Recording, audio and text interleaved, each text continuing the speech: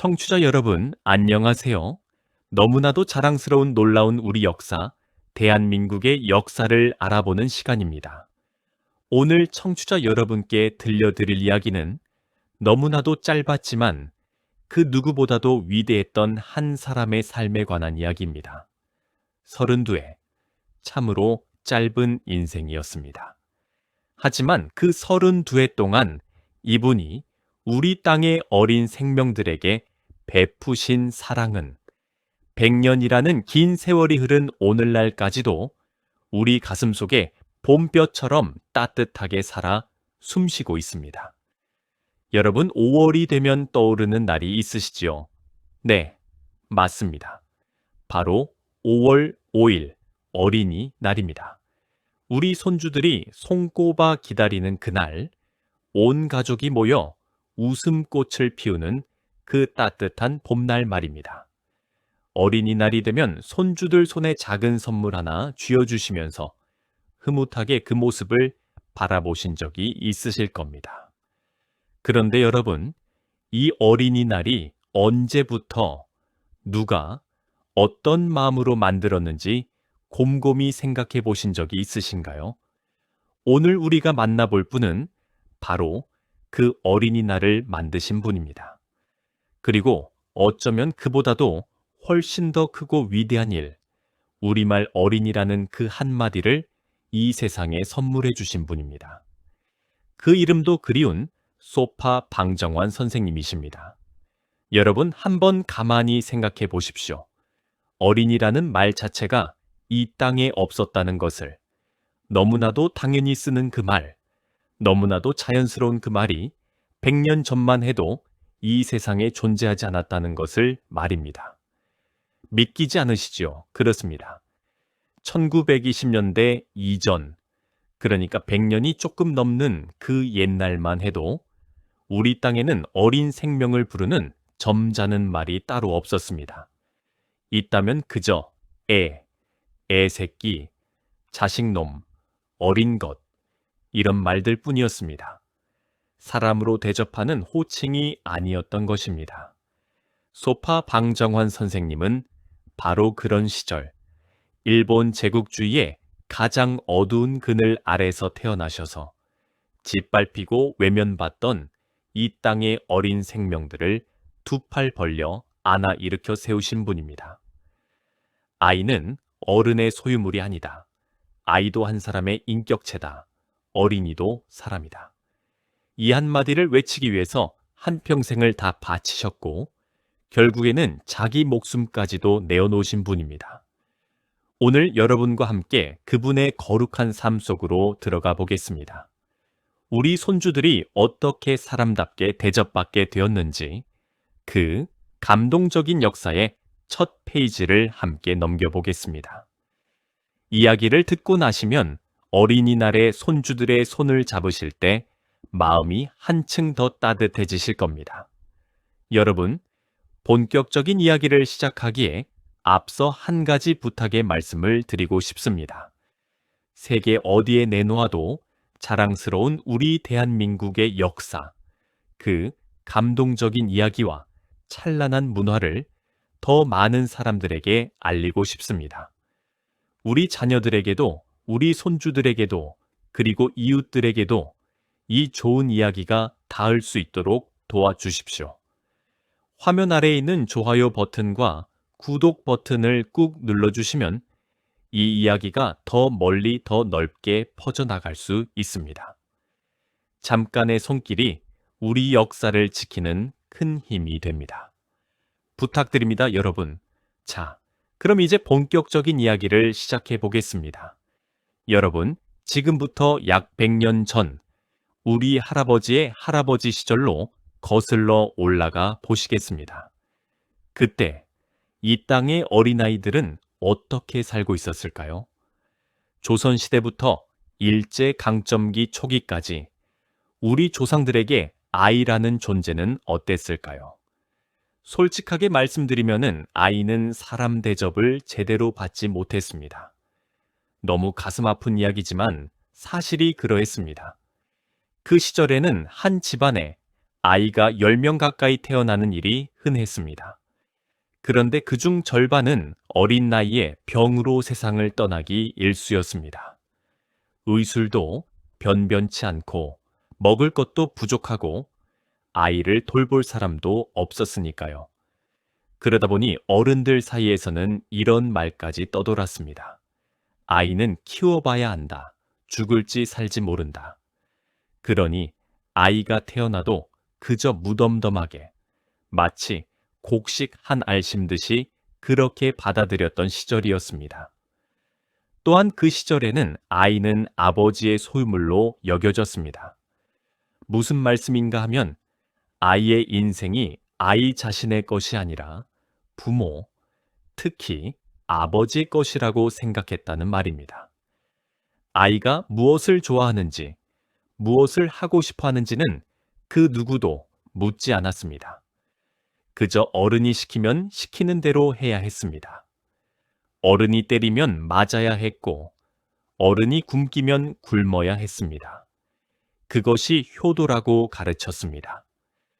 여러분, 더욱 가슴 아픈 일은 그 어린 생명들이 일찍부터 일터로 내몰렸다는 것입니다. 7, 8살만 되면 들에 나가 김을 메고 소를 먹이고 어린 동생을 등에 업었습니다.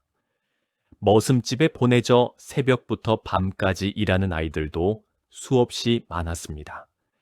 학교에 가는 것은 양반집 사내 아이들이나 누리는 호사였습니다. 여자아이는 아예 글을 배울 생각조차 못했습니다. 그뿐만이 아닙니다. 어린 나이에 시집을 가는 일도 많았습니다. 10살, 12살, 13살. 아직 엄마 품이 그리울 그 어린 나이에 가마 한 대에 실려 낯선 집으로 보내졌습니다.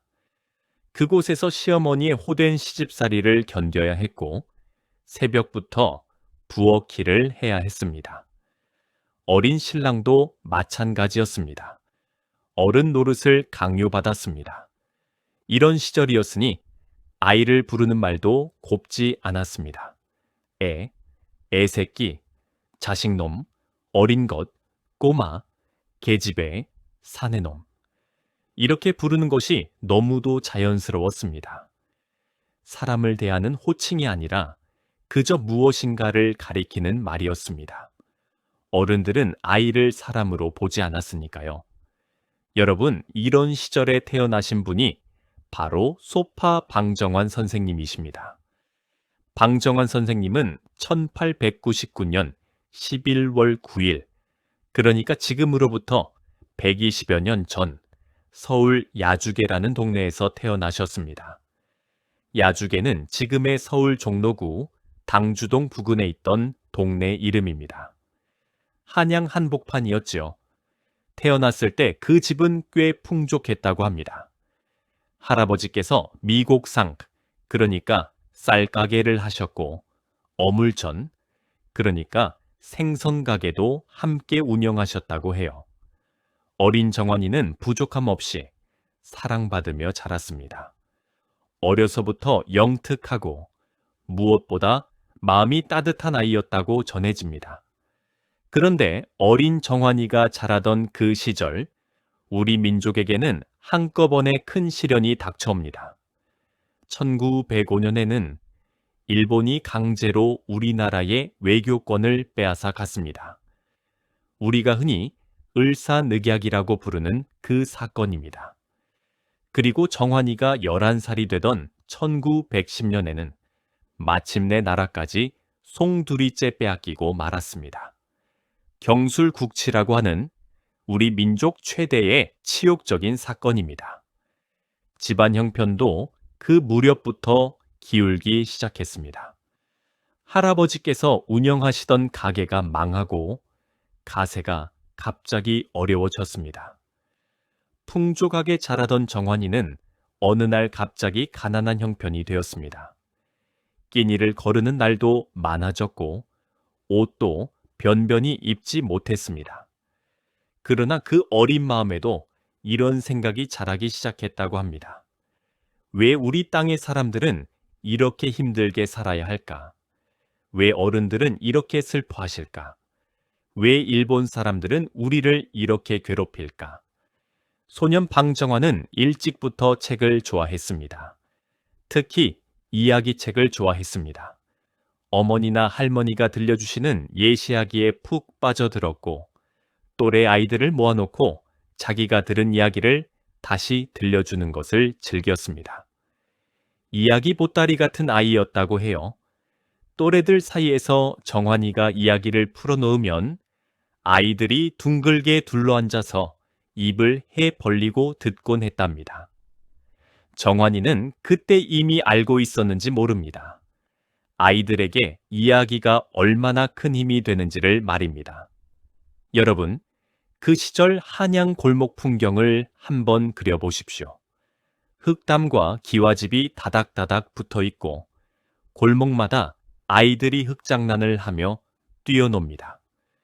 그 한 모퉁이 양지 바른 곳에 통통한 얼굴에 눈이 동그란 한 소년이 앉아 있습니다. 그 주위로 또래 아이들이 옹기종기 모여듭니다. 소년은 천천히 이야기를 풀어놓기 시작합니다. 옛날 옛적에 하면서 말입니다. 아이들은 추운 줄도 모르고 배고픈 줄도 모르고 그저 그 이야기에 푹 빠져듭니다. 그 한가운데 앉은 그 소년이 바로 어린 방정환이었습니다. 어쩌면 그 골목 한 모퉁이에서 이미 우리 어린이날의 씨앗이 자라고 있었는지도 모릅니다. 소년 방정환은 또 신문도 즐겨보았다고 합니다.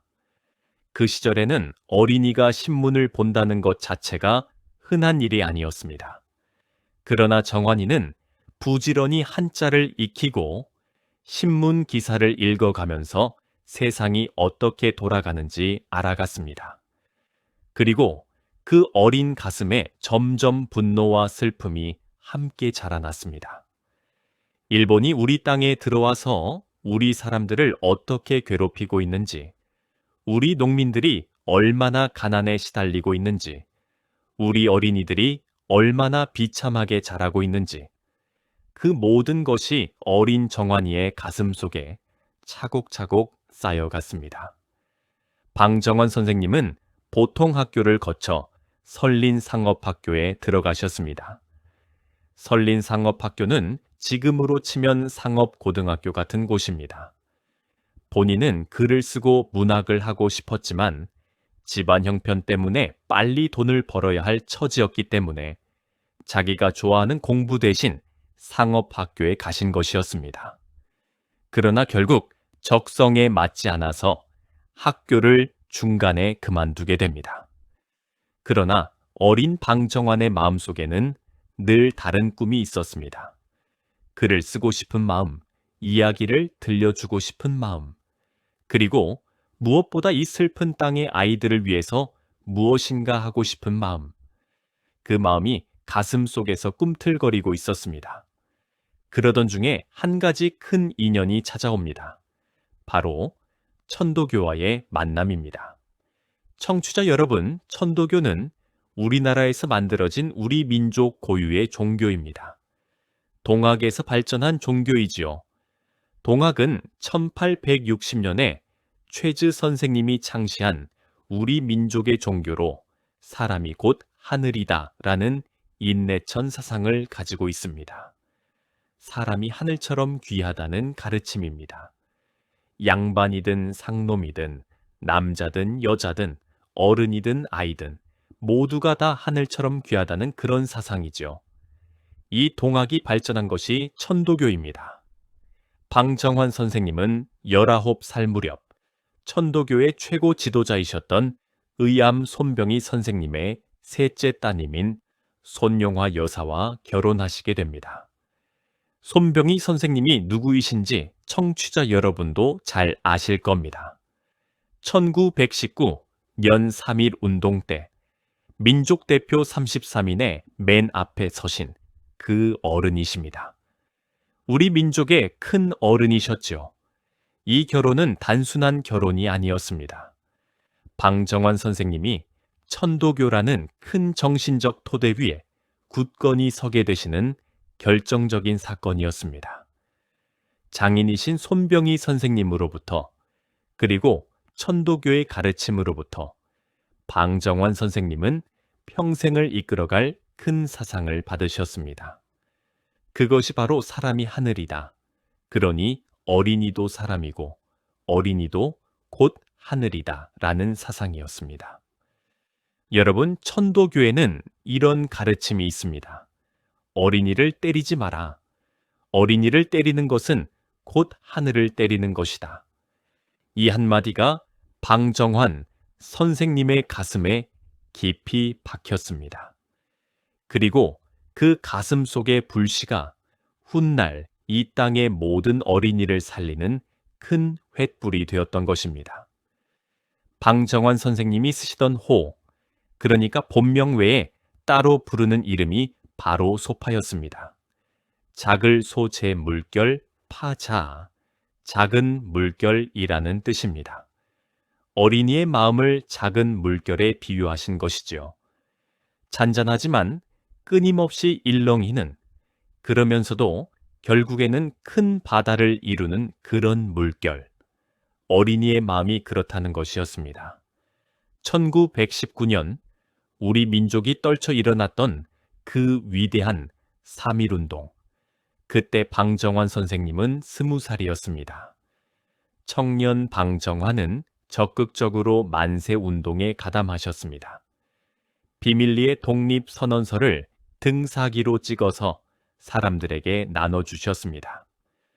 등사기라는 것은 청취자 여러분, 옛날에 글이나 그림을 여러 장 복사하던 기계입니다. 손으로 돌리는 그런 기계지요. 그 기계로 한 장 한 장 독립선언서를 찍어서 사람들에게 몰래 돌리신 것입니다. 그 일로 일본 경찰에 붙잡혀서 일주일 동안 고초를 당하기도 하셨습니다. 그러나 청년 방정환은 굴하지 않았습니다. 오히려 그 경험을 통해서 우리 민족이 살 길은 결국 어린이를 잘 키우는 데 있다. 어린이가 나라의 미래다.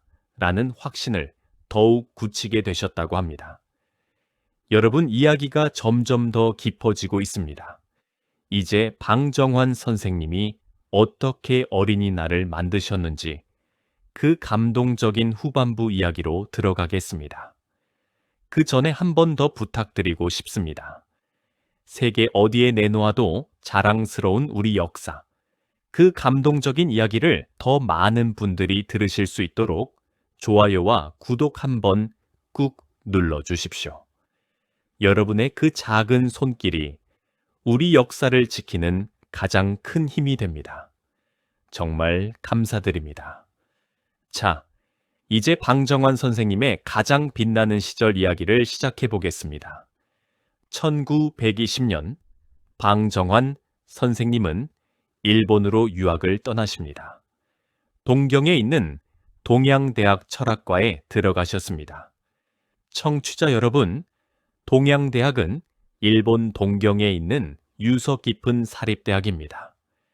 그 시절 우리나라에 있는 학교만으로는 더 깊은 공부를 하기 어려웠기 때문에 뜻 있는 청년들은 일본이나 미국 같은 곳으로 유학을 많이 갔습니다. 방정환 선생님은 그곳에서 무엇을 공부하셨을까요? 바로 아동문학과 아동심리학이었습니다. 아동문학이라는 것은 어린이를 위한 문학을 말합니다.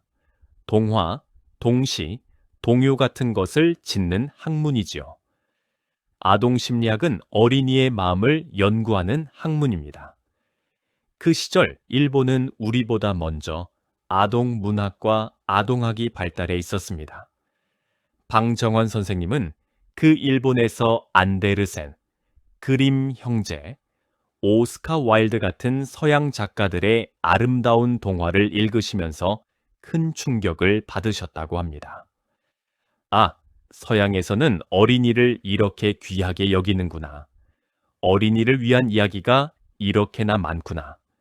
우리나라에는 왜 어린이를 위한 이야기가 없을까? 우리 어린이들에게도 이런 아름다운 이야기를 들려주고 싶다. 이런 마음이 가슴 속에서 활활 타올랐습니다. 그래서 방정환 선생님은 유학 시절 동안 부지런히 외국 동화들을 우리말로 옮기는 작업을 하셨습니다. 그렇게 해서 1922년에 펴내신 책이 바로 그 유명한 사랑의 선물입니다. 이 책은 우리나라 최초의 본격적인 동화집이라고 할 수 있습니다. 안데르센의 동화, 오스카 와일드의 행복한 왕자, 시칠리아의 동화, 이탈리아의 동화, 이런 외국의 아름다운 이야기 10편을 우리말로 옮겨서 한 권의 책으로 묶으신 것입니다. 책의 첫 장에는 이런 글이 적혀 있습니다. 학대받고, 짓밟히고, 차고, 어두운 속에서 우리처럼 또 자라는 어린 영들을 위하여 극이동정하고 아끼는 사랑의 첫 선물로 나는 이 책을 짰습니다. 여러분, 이 한 줄을 가만히 들어보십시오. 학대받고, 짓밟히고, 차고, 어두운 속에서 자라는 어린 영혼들을 위하여. 그 시절 우리 어린이들의 처지가 그랬다는 것입니다. 학대받고, 짓밟히고, 차고, 어두운 속에서.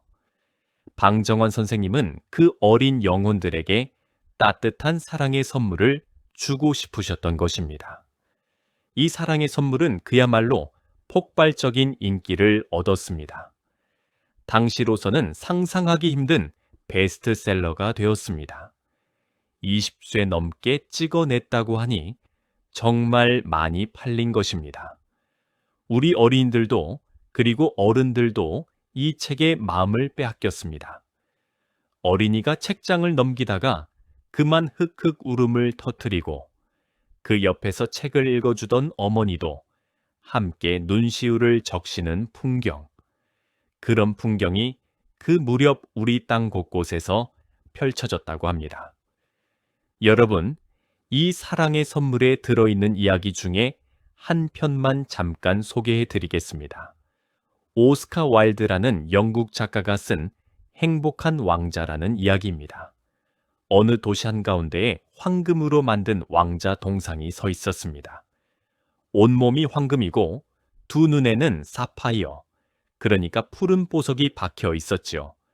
그런데 어느 추운 겨울날 따뜻한 남쪽 나라로 가지 못한 한 마리, 제비가 그 동상 발치에 내려앉습니다. 그러자 왕자 동상이 눈물을 뚝뚝 흘리며 말합니다. 제비야, 저기 저 가난한 집 어린이가 굶고 있구나. 내 칼자루에 보석을 빼다 그 아이에게 주고 오너라. 그리고 또 말합니다. 저기 저 어머니가 자식이 아파서 울고 있다. 내 눈에 박힌 푸른 보석을 빼다 갖다 주거라. 그렇게 자기 몸의 모든 것을 가난한 사람들에게 다 내어준 왕자는 결국 흉한 모습으로 사람들에게 무시당하고 헐려서 용광로에 던져집니다. 그러나 왕자의 그 따뜻한 마음만은 결코 녹지 않았다는 그런 이야기입니다. 여러분 어떻습니까? 이런 따뜻한 이야기를 그 시절 우리 어린이들이 처음으로 우리말로 읽게 된 것입니다.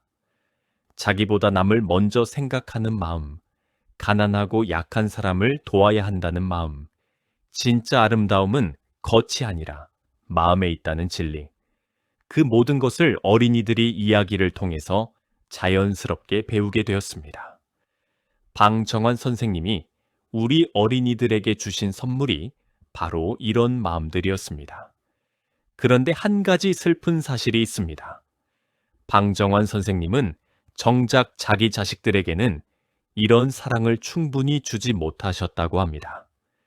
늘 밖에 나가 간견하시고 늘 글을 쓰시고 늘 잡지 만드시고 하느라 자기 집 자녀들과는 함께할 시간이 너무도 적었습니다.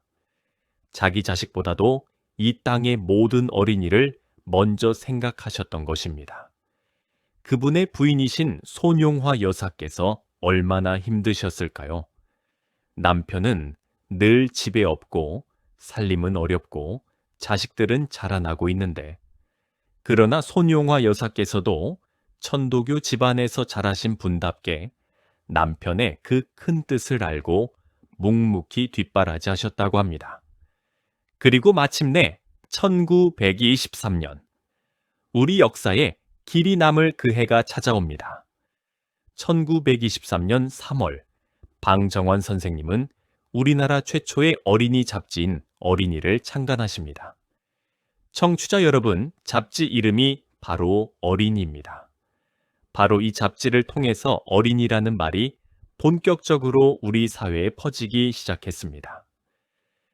방정환 선생님은 왜 굳이 아이나 소년이 아니라 어린이라는 말을 쓰셨을까요? 그 이유가 너무도 아름답습니다. 우리말에는 늙은이, 젊은이라는 말이 있지요. 그러니까 어린 사람도 어린이라고 불러야 한다는 것이었습니다. 늙은이를 늙은이로 대접하듯, 젊은이를 젊은이로 대접하듯, 어린이도 한 사람의 사람으로 대접해야 한다는 그 마음이 담긴 말이었습니다. 어린이라는 말 하나에는 이런 깊은 뜻이 들어 있었던 것입니다. 당신은 한 사람의 인격체입니다. 당신은 어른과 똑같은 사람입니다. 당신은 사랑받아야 할 귀한 존재입니다. 이 모든 의미가 어린이라는 그 세 글자에 담겨 있습니다. 여러분, 우리가 너무 당연하게 쓰는 그 말, 어린이. 그 한마디가 사실은 이렇게나 거룩한 마음에서 태어난 말이라는 것을 오늘 처음 알게 되신 분들도 많으실 겁니다. 100년 전, 한 청년이 가슴 속에서 길어올린 그 말이 오늘날 우리 모든 가정의 식탁 위에 올라 있는 것입니다. 손주가 어린이라고 불릴 때마다 우리는 우리도 모르는 사이에 방정환 선생님의 정신을 함께 부르고 있는 셈입니다. 그리고 그해 5월, 방정환 선생님은 동지들과 함께 또 하나의 큰일을 해내십니다. 바로 일본 동경에서 색동회라는 모임을 만드신 것입니다. 색동회. 청취자 여러분, 색동저고리 잘 아시지요?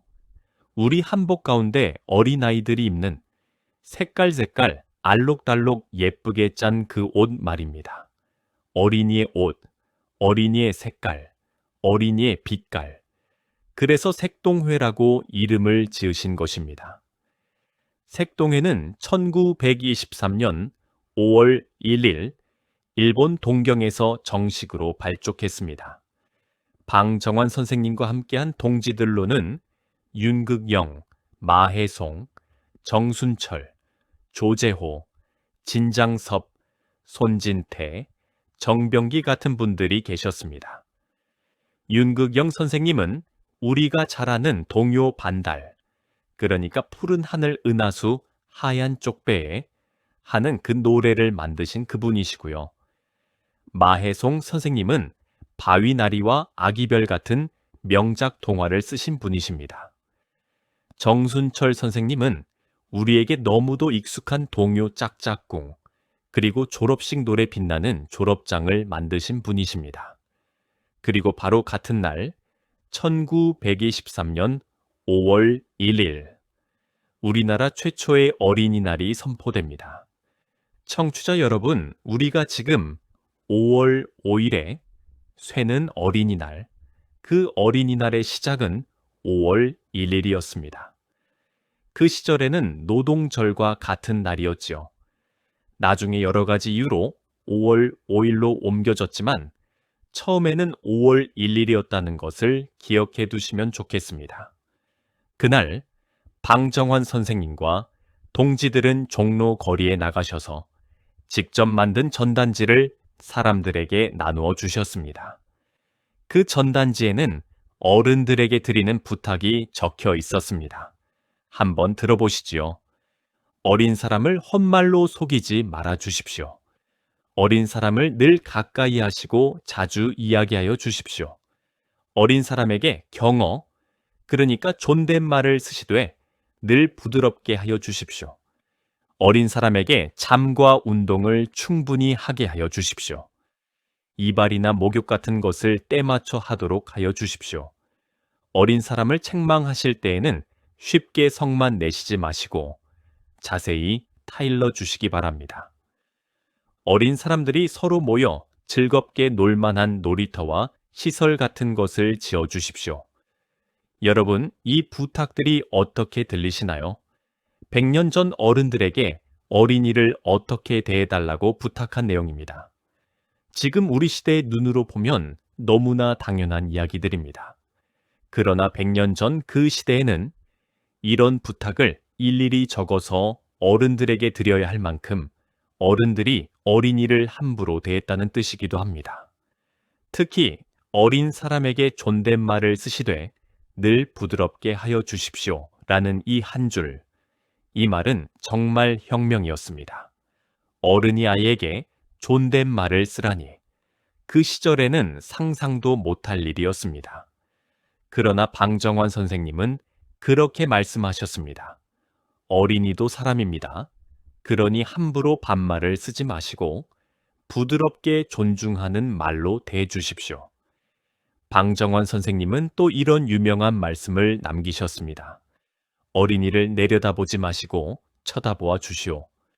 여러분, 한번 가슴 깊이 새겨보십시오. 내려다보지 말고 쳐다보라.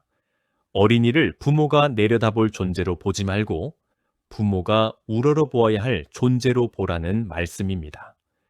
왜냐하면 어린이는 우리의 미래이기 때문입니다. 어린이는 곧 다음 시대의 주인이기 때문입니다. 어린이는 곧 나라의 희망이기 때문입니다. 어른은 시들어가는 존재이지만 어린이는 피어나는 존재입니다. 그러니 우러러보고 정성껏 가꾸어야 하는 것입니다.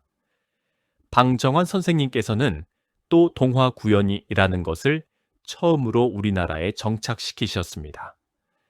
동화 구연이라는 것은 동화를 그냥 책으로 읽는 것이 아니라 직접 입으로 소리내어 들려주는 것을 말합니다. 방정환 선생님의 동화 구연은 정말이지 명품이었습니다. 직접 들으신 분들의 증언에 따르면 방정환 선생님이 한번 단상에 올라 이야기를 시작하시면 어린이들이고 어른들이고 할 것 없이 모두가 그 자리에서 옴짝달싹 못하고 빠져들었다고 합니다.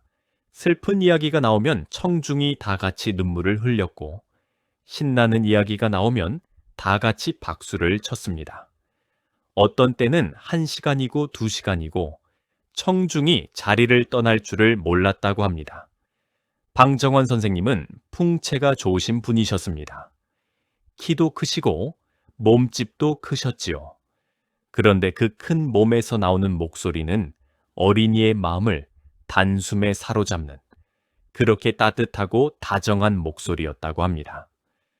그분이 단상에 오르시면 강당이 가득 찬 사람들의 모든 눈이 그분 한 사람에게 쏠렸습니다.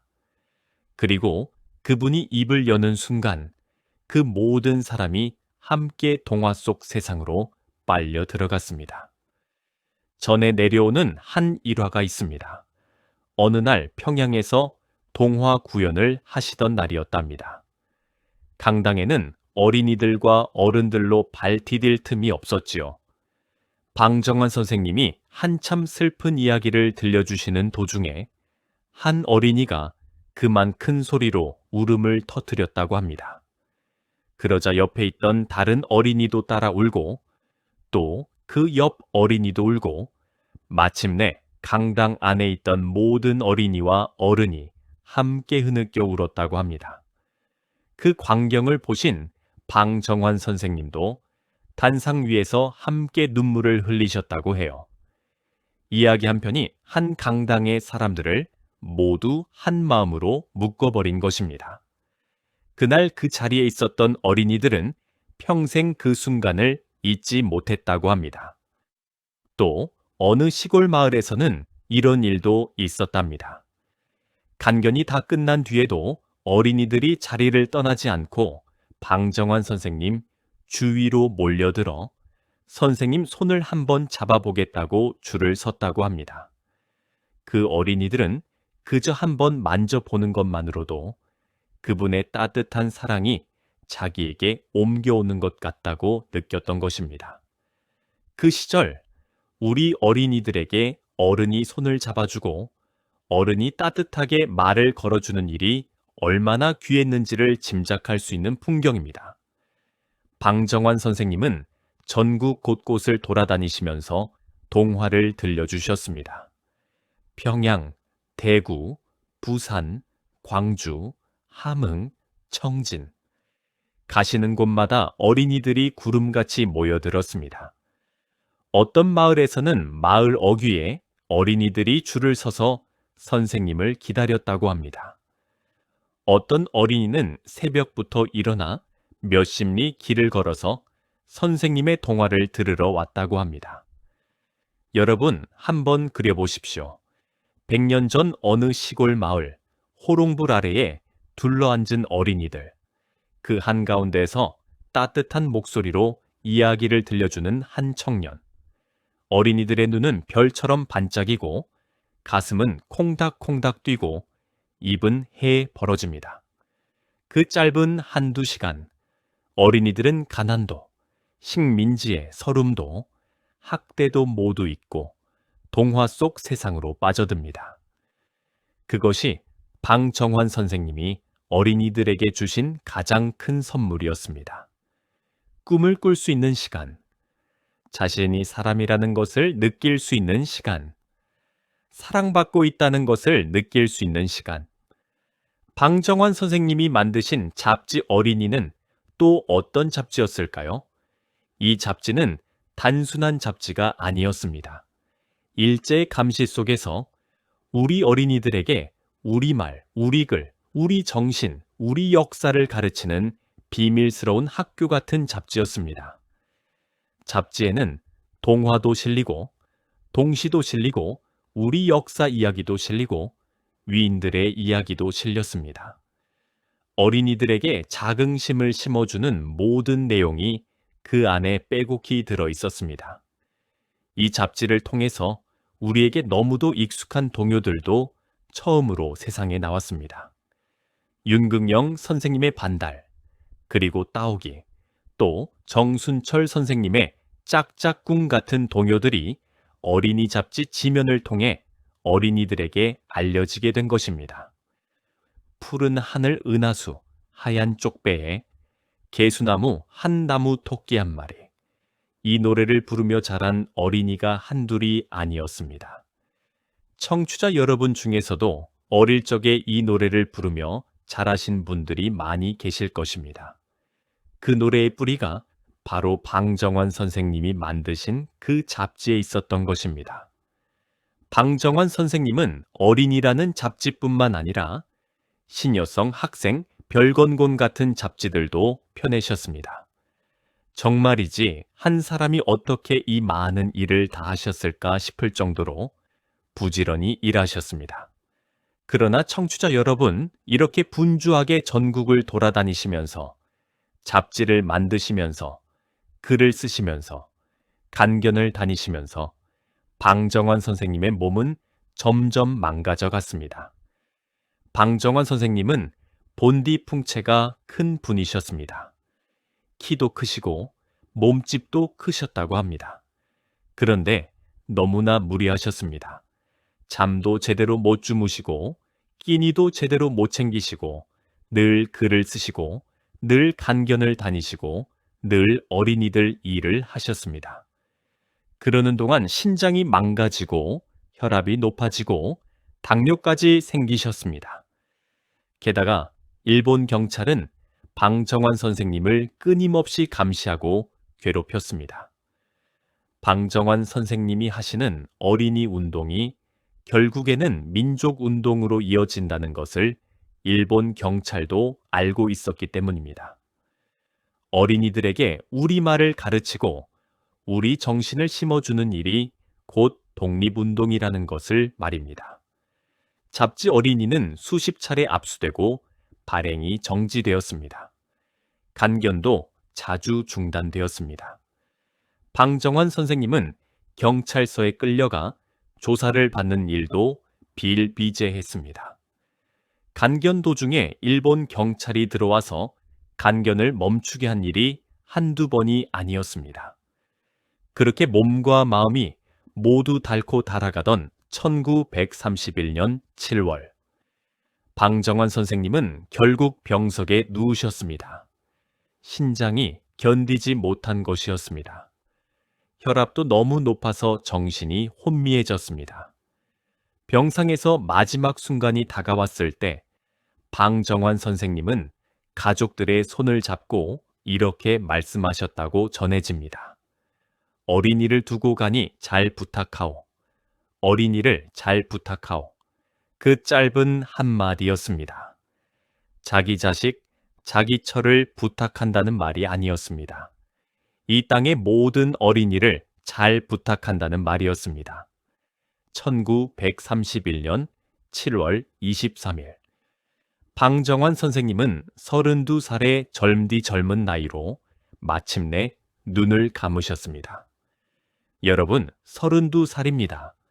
우리 손주들 또래보다도 한참 어린 그 나이에 한 사람이 그 모든 일을 다 하시고 떠나셨습니다. 어린이라는 말을 만드시고, 어린이날을 만드시고, 어린이 잡지를 만드시고, 색동회를 만드시고, 수많은 동화를 우리말로 옮기시고, 전국 방방곡곡을 돌며 어린이들에게 이야기를 들려주시고, 그 모든 일을 단 10여 년 만에 다 해내시고, 그 짧은 생을 마감하신 것입니다. 그분의 장례식에는 수많은 사람들이 모였습니다. 특히 어린이들이 구름같이 모여서 통곡했다고 합니다. 우리 방 선생님, 우리 방 선생님 하면서 어린이들이 가슴이 미어지도록 울었습니다. 한 어린이는 이렇게 외쳤다고 합니다. 선생님이 안 계시면 우리는 누구한테 이야기를 들어요. 그 한마디에 어른들도 다 같이 무너져 통곡했습니다. 방정환 선생님이 떠나신 후 일본 제국주의는 더욱 노골적으로 우리 민족을 괴롭혔습니다. 1937년 중일 전쟁이 일어나고 1941년에는 태평양 전쟁이 시작되면서 일제는 우리말도, 우리 글도, 우리 이름도 모두 빼앗으려 했습니다. 그 와중에 어린이날도 결국 폐지되고 말았습니다. 색동회도 흩어졌습니다. 잡지 어린이도 발행이 멈추었습니다. 그러나 청취자 여러분, 한 번 뿌려진 씨앗은 결코 사라지지 않습니다. 1945년 광복이 되자마자 살아남은 색동회 동지들이 다시 모였습니다.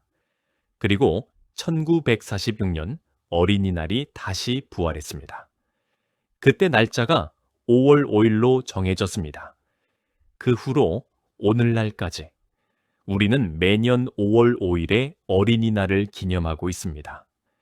지금 우리가 누리는 모든 것, 손주들이 마음껏 학교에 다니고, 마음껏 책을 읽고, 마음껏 뛰어놀고, 어른들에게 사랑받고 존중받는 그 모든 것, 그 시작에는 한 청년의 짧은 생애와 거룩한 사랑이 있었던 것입니다. 여러분, 이제 오늘 이야기의 마무리 부분에 다다랐습니다. 그 전에 한 번만 더 부탁드리고 싶습니다. 세계 어디에 내놓아도 자랑스러운 우리 대한민국의 역사, 그 감동적인 이야기를 더 많은 사람들에게 알리고 싶습니다. 우리 손주들이 자라서 어린이날을 그저 선물 받는 날로만 알지 않고 그 안에 담긴 깊은 뜻과 한 청년의 거룩한 사랑까지도 함께 알았으면 좋겠습니다. 이 영상의 좋아요와 구독을 꾹 눌러주시면 더 많은 분들이 이 이야기를 들으실 수 있습니다. 정말 감사드립니다. 자, 그럼 오늘 우리가 함께 나눈 이야기를 차분하게 정리해 보겠습니다. 오늘 우리는 소파 방정환 선생님의 짧지만 위대한 삶을 함께 따라가 보았습니다. 방정환 선생님은 1899년 11월 9일 서울에서 태어나셨습니다. 그분이 살아계셨던 시절 우리나라 어린이들은 사람 대접을 받지 못하고 있었습니다. 애새끼, 자식놈 같은 말로 불리며 어른들의 소유물처럼 취급되었습니다. 어린 나이에 일터로 내몰리고 어린 나이에 시집 장가를 갔으며 매를 맞고 학대받는 일이 일상이었습니다. 의술이 발달하지 못해 일찍 세상을 떠나는 어린이도 너무나 많았습니다. 방정환 선생님은 그런 시절에 천도교의 사람이 곧 하늘이다 라는 사상을 가슴에 품고 어린이도 한 사람의 인격체로 대접받아야 한다는 신념을 키우셨습니다. 손병희 선생님의 따님과 결혼하시면서 그 사상은 더욱 굳어졌습니다. 1922년 우리나라 최초의 동화집 사랑의 선물을 펴내셨습니다. 1923년 3월 우리나라 최초의 어린이 잡지 어린이를 창간하셨습니다. 그리고 같은 해 5월 1일 일본 동경에서 색동회를 만드시고 우리나라 최초의 어린이날을 선포하셨습니다. 방정환 선생님은 우리에게 어린이라는 말을 선물해 주셨습니다. 늙은이, 젊은이처럼 어린이도 한 사람으로 대접해야 한다는 그 뜻이 담긴 말이었습니다.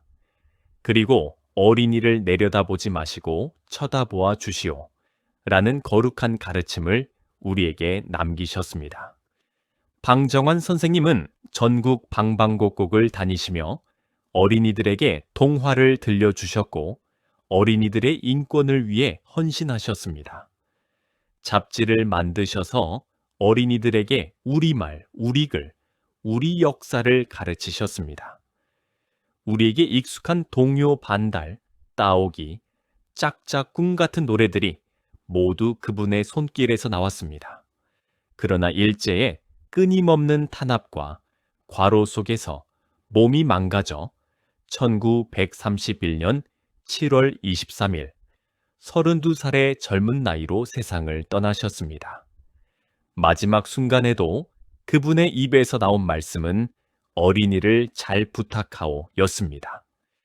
청취자 여러분, 오늘 우리가 너무도 당연히 쓰는 어린이라는 말, 그리고 우리 손주들이 즐거워하는 어린이날, 그 모든 것이 한 청년의 짧은 생애와 거룩한 사랑에서 비롯되었다는 것을 우리는 결코 잊지 말아야 하겠습니다.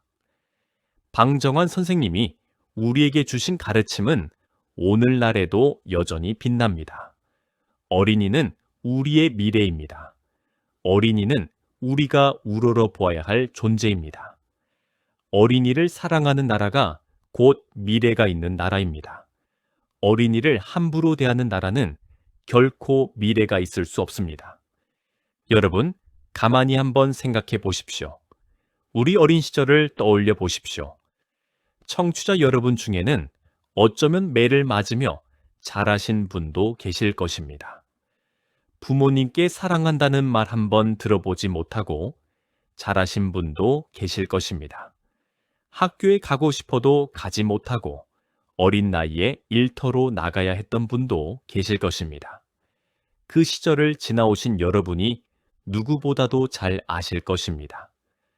어린이가 사랑받지 못하는 사회가 얼마나 슬픈 사회인지를 말입니다. 그러니 우리 손주들에게는, 그리고 그 손주들의 손주들에게는 부디 다른 세상을 만들어 주십시다. 사랑받는다는 것이 어떤 것인지 마음껏 느끼며 자라게 해 주십시다. 그것이 100년 전 한 청년이 우리에게 남긴 마지막 부탁이었습니다. 어린이를 잘 부탁하오. 그 한마디 말이었습니다.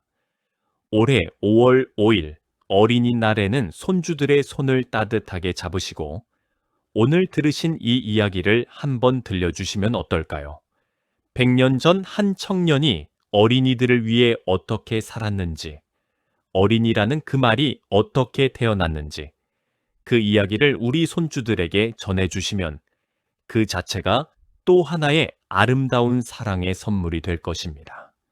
그리고 그 손주들이 자라서 자기 손주들에게 또 그 이야기를 전해줄 것입니다.